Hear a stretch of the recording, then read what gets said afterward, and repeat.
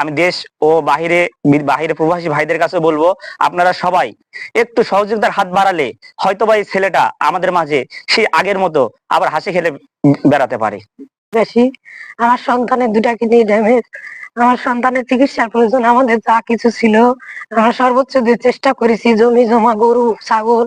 তো আমি বাঁচতে চাই, আমার আপনাদের সহযোগিতায় আমি বাঁচতে চাই। সে অনেক ভালো একটা ছাত্র, অনেক মেধাবী ছাত্র, হঠাৎ এমন মরণ ব্যাধি তাকে আক্রান্ত করছে।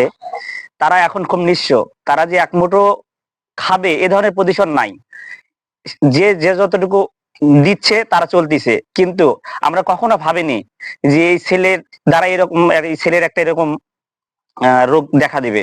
তা আমি বলবো দেশবাসীর কাছে যে আপনারা সবাই একটু সাহায্যের হাত বাড়ান।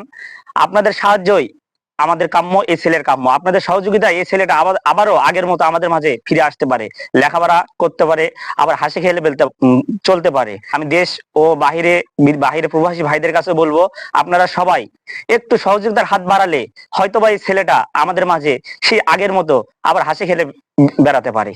বেশি আমার সন্তানের দুটা কিডনি ড্যামেজ, আমার সন্তানের চিকিৎসার প্রয়োজন। আমাদের যা কিছু ছিল আমরা সর্বোচ্চ দিয়ে চেষ্টা করেছি, জমি জমা, গরু ছাগল, মোটর সাইকেল, আমার স্বামী, আমার সোনার গহনা সবকিছু বিক্রি করে আমার সন্তানের চিকিৎসা করেছি। 17-18 লক্ষ টাকা শেষ করেছি, এখন আর চিকিৎসা চালা সম্ভব হচ্ছে না। আপনারা যদি একটু মানবতার হাত বাড়িয়ে দেন, আমার সন্তান বেঁচে যেতে পারে।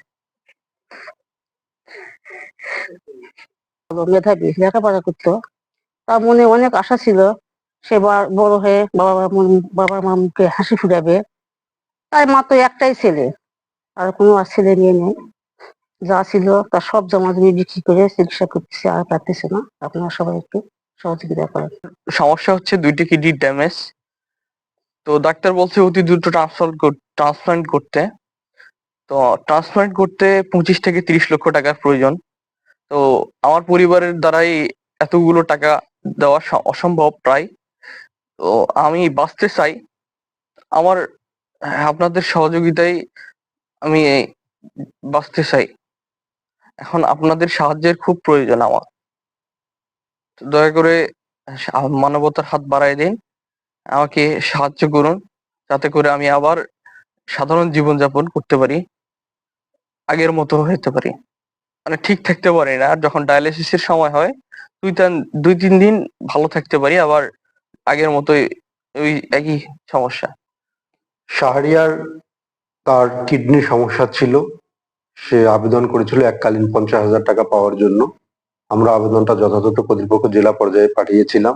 এরপর বাংলাদেশ সরকারের পক্ষ থেকে, সমাজ কল্যাণ মন্ত্রণালয় থেকে যে এককালীন 50,000 টাকা দেওয়া হয়, ইএফটির মাধ্যমে সেটা সে পেয়েছে। আমাদের ডিপার্টমেন্টের পক্ষ থেকে এতটুকু তার জন্য করার ছিল। আরো যদি কোনো সুযোগ থাকে আমরা ভবিষ্যতে সেই সহযোগিতাটা দেওয়ার জন্য তৎপর থাকবো।